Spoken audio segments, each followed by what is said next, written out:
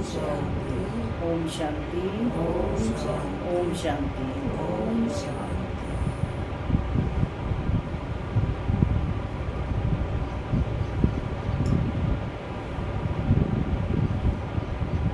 आज 13 जून 2024।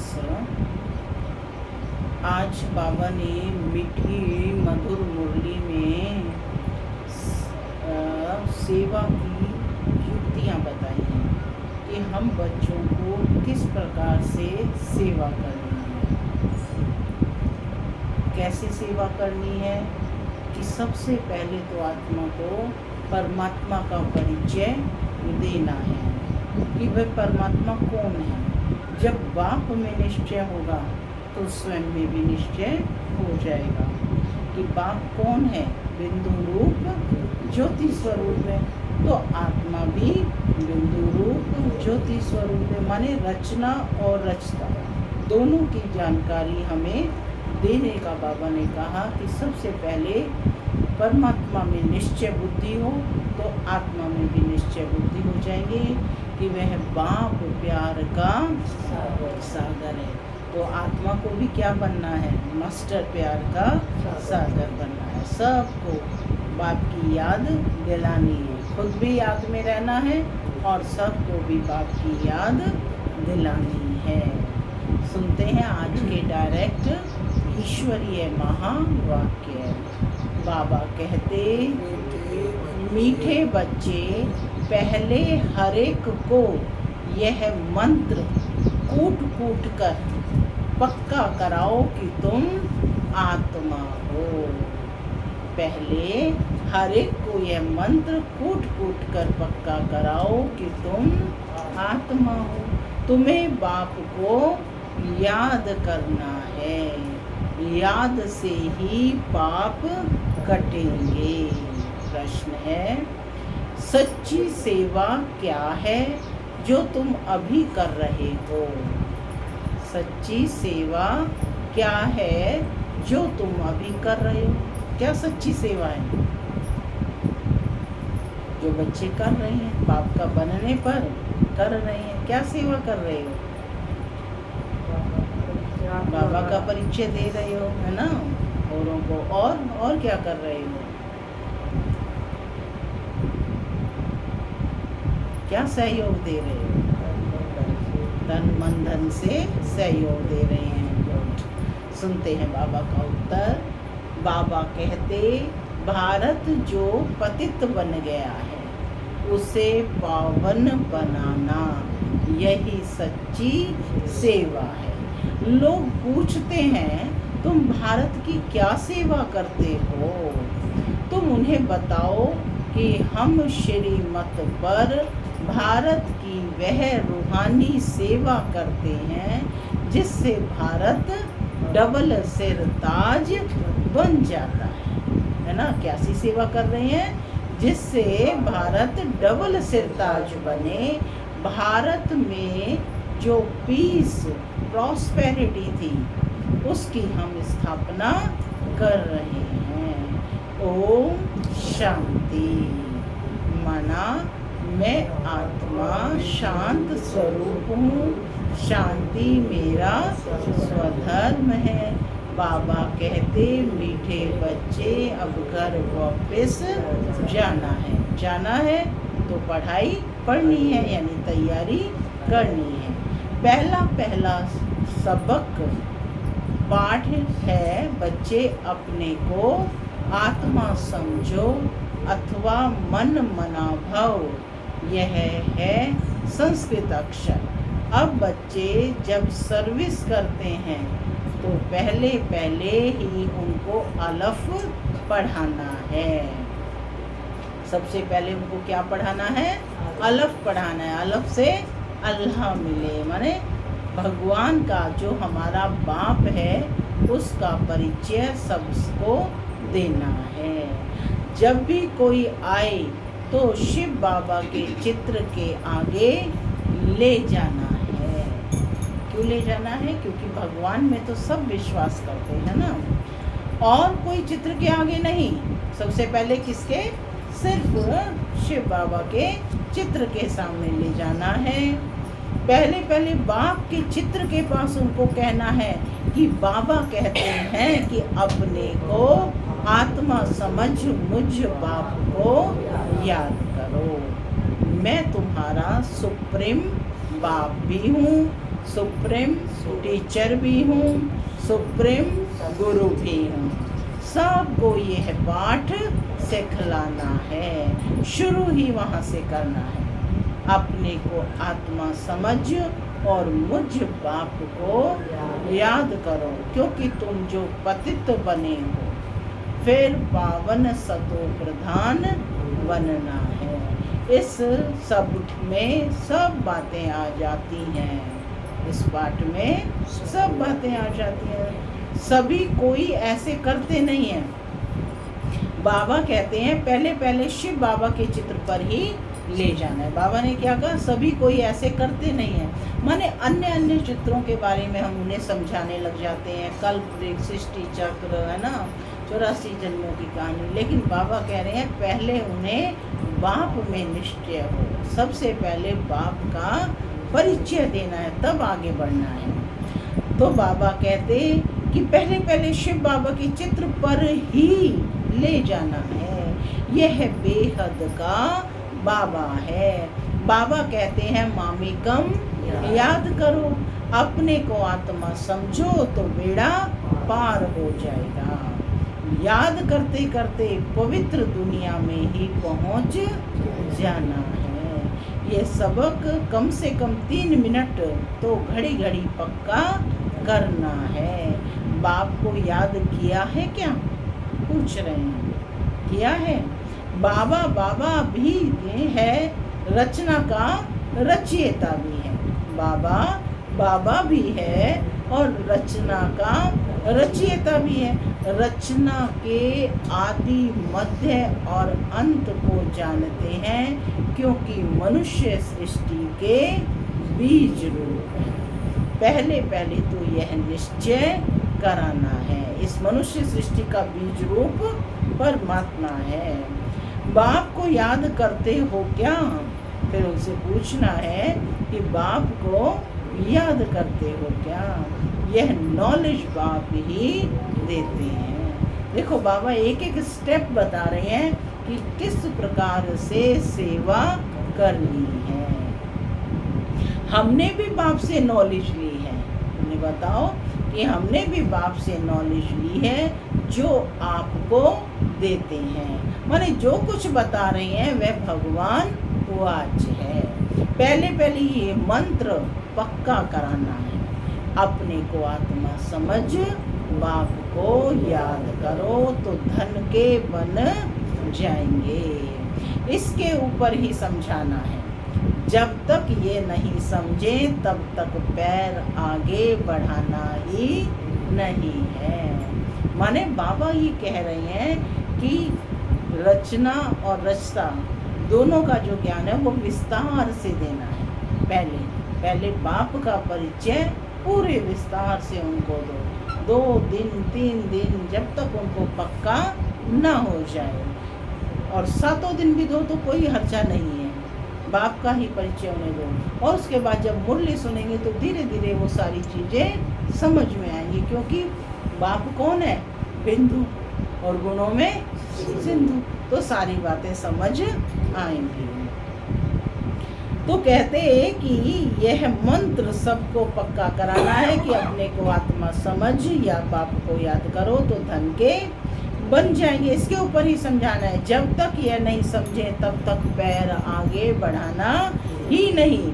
ऐसे बाप के परिचय पर 2-4 चित्र होने चाहिए, है ना। शिव शंकर में अंतर, परमपिता परमात्मा, उनके दिव्य कर्तव्य, उनसे हमें क्या प्राप्तियां होती हैं, ये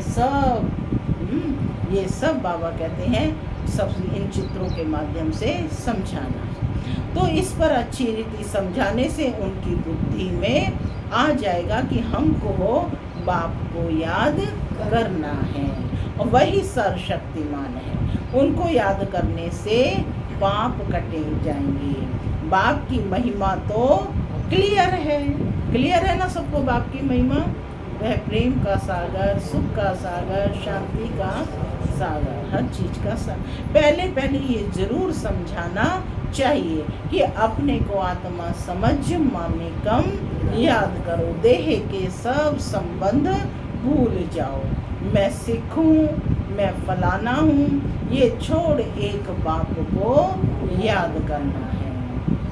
पहले पहले तो बुद्धि में ये मुख्य बात बिठाओ, वह बाप ही पवित्रता, सुख, शांति का वर्षा देने वाला है। बाप ही कैरेक्टर सुधारते हैं। तो बाबा को ख्याल आया पहला पाठ इस रीति पक्का कराते नहीं है, जो है बिल्कुल जरूरी।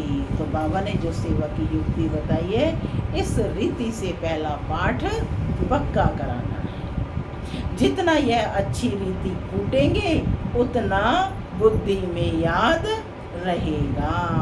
माने इस मंत्र को जितना कूट कूट करके बुद्धि में भरेंगे तो वह याद रहेगा। बाप के परिचय में भले 5 मिनट लग जाएं, लेकिन बाबा कहते हटना नहीं है। बहुत रुचि से बाप की महिमा सुनेंगे। यह बाप का चित्र है मुख्य, क्यों सारी इस चित्र के आगे होनी चाहिए। बाप का पैगाम सबको देना है। क्या कहा? सबको देना है। सबको देना माना पूरी दुनिया को देना है। कौन है बाप? विश्व कल्याणकारी।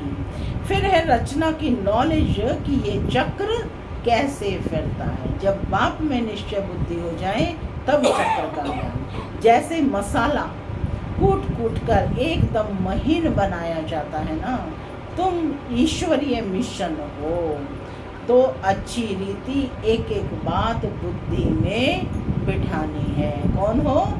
ईश्वरीय मिशन हो तो एक एक बात। मिशनरी लोग हो क्या करते हैं, जब तक उनको निश्चय ना हो जाए तब तक बताते ही रहते हैं।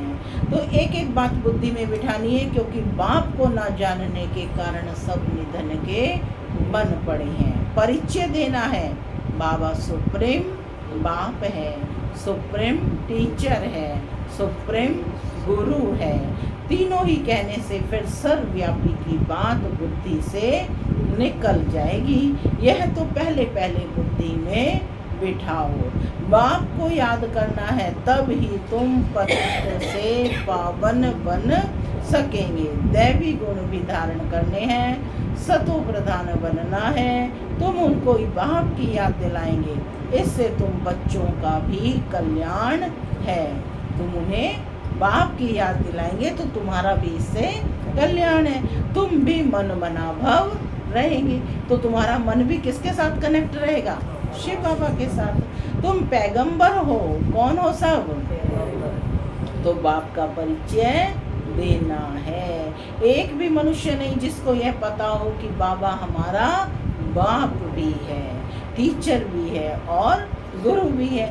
बाप का परिचय सुनने से वह खुश बहुत हो जाएंगे। भगवान वाच मामेकम याद करो तो तुम्हारे पाप कट जाएंगे।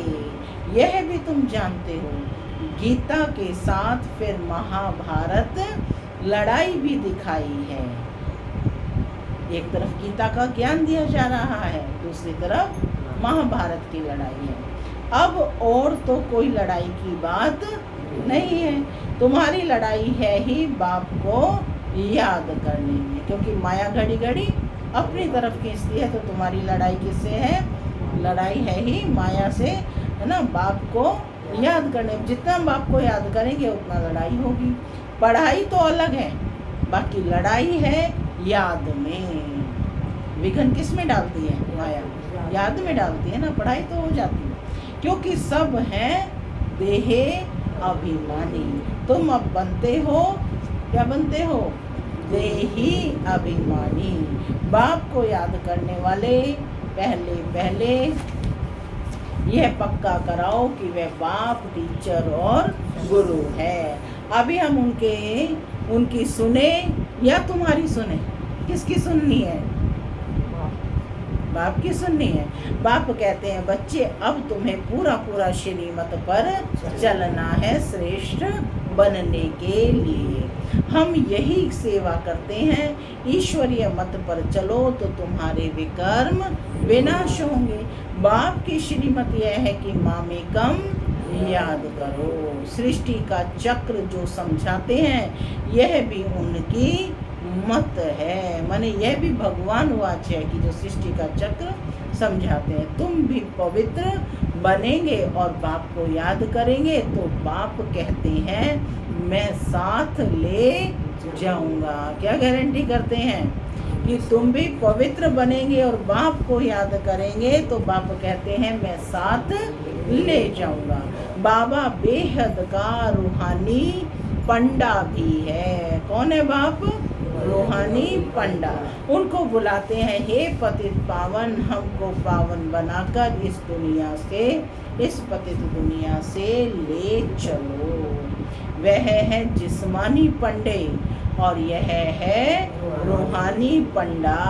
शिव बाबा हमको पढ़ाते हैं। बाप तुम बच्चों को भी कहते हैं चलते फिरते उठते बाप को याद करते रहो। इसमें अपने को थकाने की भी दरकार नहीं है।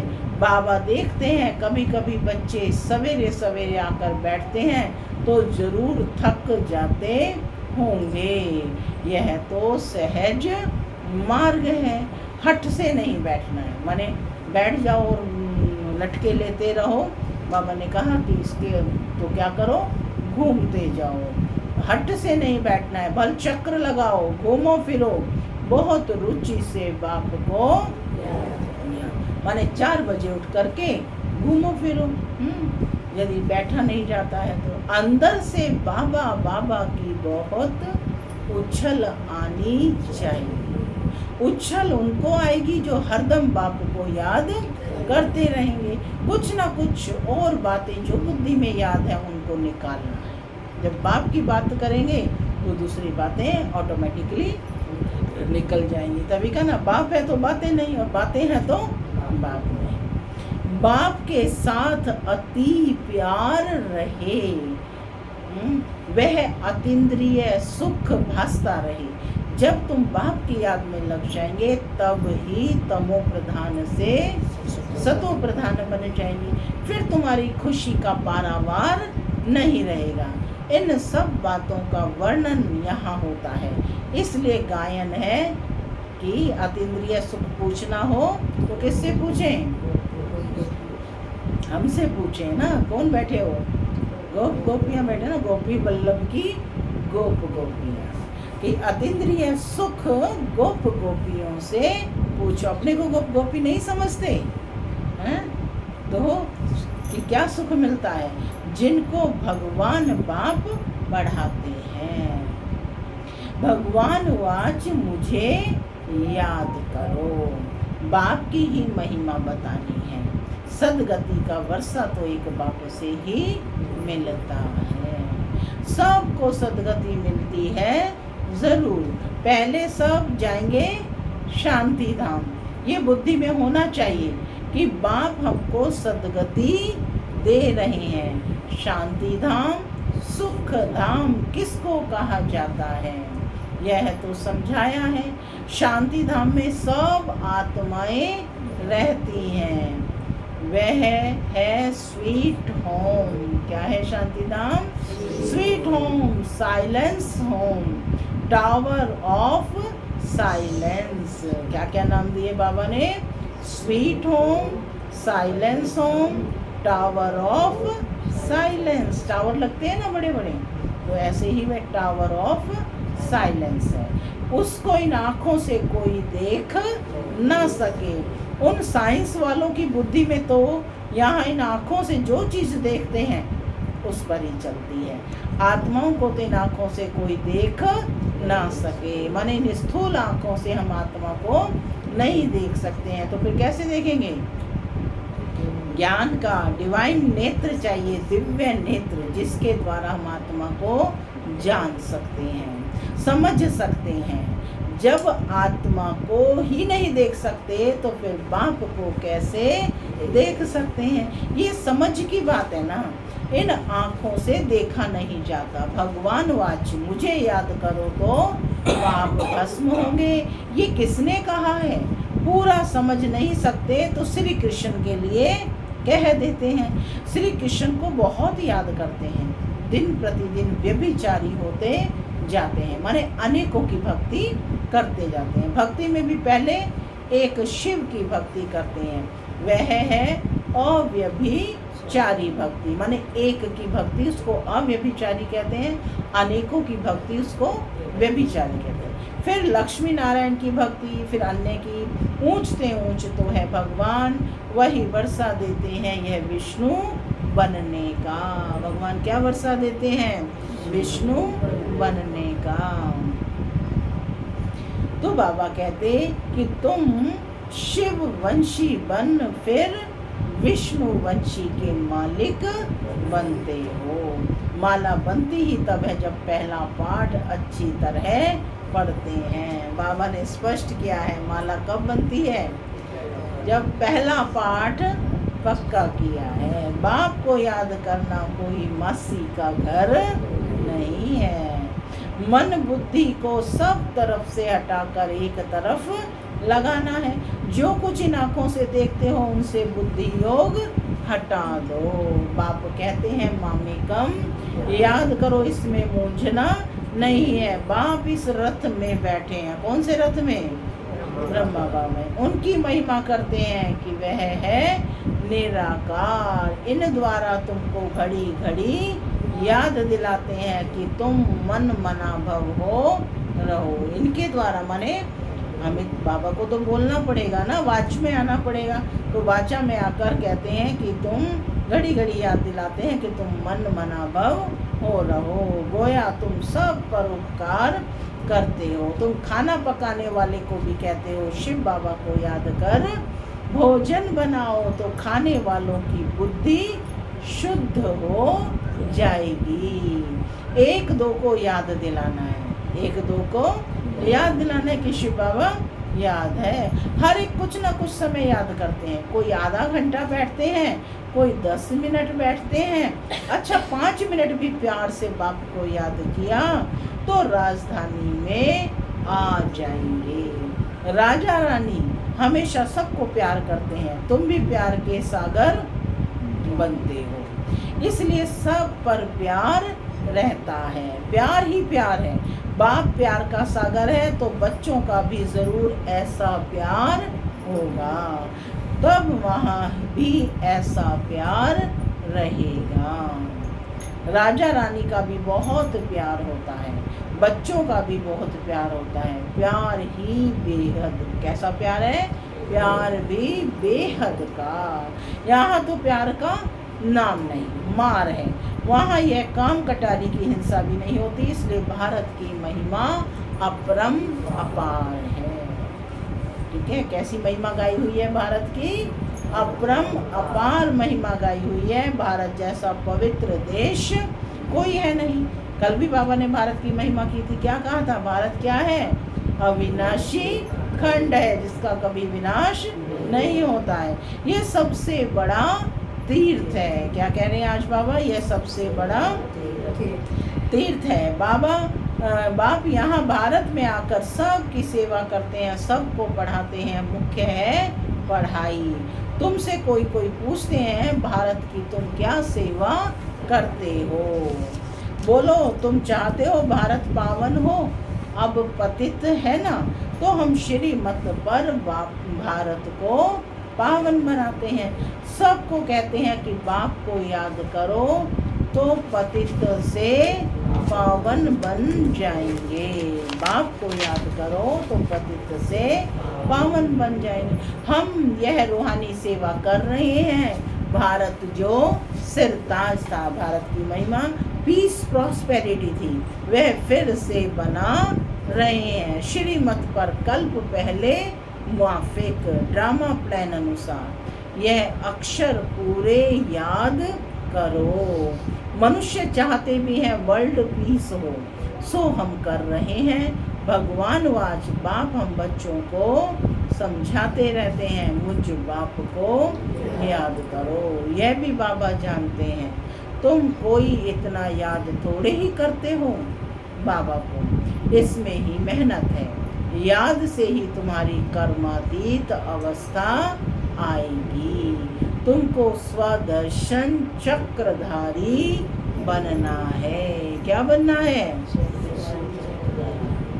इनका अर्थ भी किसको बुद्धि में नहीं है। शास्त्रों में तो कितनी बातें लिख दी हैं।